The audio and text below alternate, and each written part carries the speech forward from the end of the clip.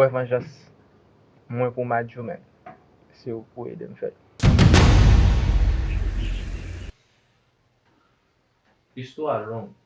Si yon moun kap ban problem, men vle venjen de li. Wè jodi a la, ba vin la pou lot bagay.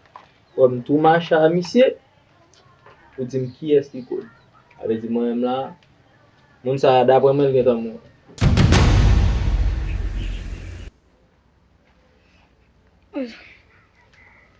Hey, Fontolo.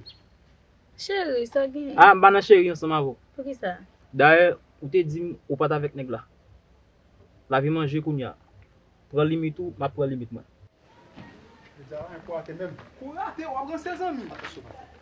Oh, ça va monsieur? Exactement monsieur, avec même nèg te dit non hein.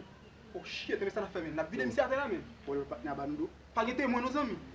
Ba comprendre nèg ça mais attention. Get monsieur abriter lui, ça la fait là. Et nous trois comptons toujours ensemble. Et là toujours nous trois.